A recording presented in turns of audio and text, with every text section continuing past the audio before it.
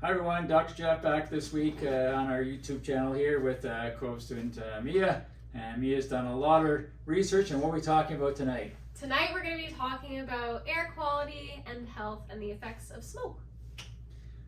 So in Canada we have something called the Air Quality Health Index. It measures the air quality in the air. It starts at 1 and goes to 10 plus, and the higher the number the worse it was. Here in Waterloo today, we actually started this morning at a 6 or 7, and it's supposed to be up to a 10 tonight, and that's causing a lot of the sports organizations to cancel their activities tonight. Actually in Toronto, if you look at Toronto's skyline today, it was a 10 and you couldn't see the buildings. Wow. So there are two components to the haze that you see outside. The first one is smog, which is a chemical reaction that comes from the sunlight and different particles in the atmosphere. So that can be from cars, it can be from different factories, but the main important one is going to be smoke.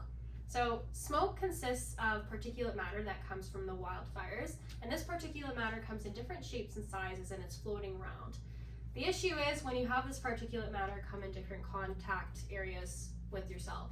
So it can get into your eyes, can cause your eyes to water, getting into your sinuses, causing sneezing or a runny nose.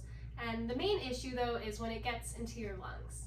And what happens is when it gets into your lungs is that it creates an inflammatory response.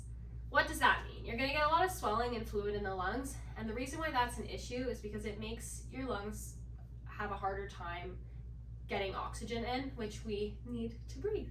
Another thing is that the particulate matter going down into the lungs can also scratch the surfaces and cause some scarring as well. So what are the long-term effects of smoke and breathing in smoke? Well, as Mia was mentioning, if it gets in your lungs, it can cause irritation and cause some scar tissue forming in the lungs. For people with COPD or with asthma or other breathing issues, it lessens the amount of oxygen you can transfer through, so it makes it more difficult for them to breathe.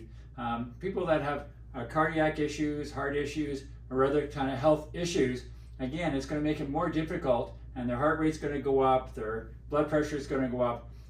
All these signs are going to go up, and it can lead to episodes for these people that have these issues.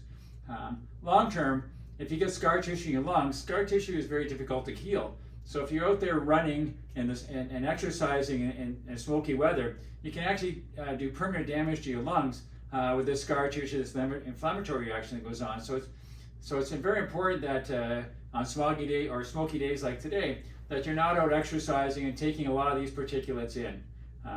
So be wise, try not to exercise on smoky days. So Jeff, what can I do with all this hazy weather out there? Well, the idea is to be wise about it. Try not to be outside exercising. So if you're going to exercise, go to the gym, be inside, be on the treadmill, be on the bike, whatever it is, but exercise inside. If you need to go outside and do things, you can always wear a mask. There is some research in the R95 mask that we wore for COVID that can help a little bit. Sometimes you have to wear a mask that has a little more filtering in it. So if you really have to go and work outside, you might want to be looking at one of those masks to help keep your lungs clear. Perfect. That's all we've got for you guys today. Like always, if you liked our video, give us a thumbs up, comment down below if you ever want anything to talk about. And like always, here at Goldsworthy Wellness, we got your back.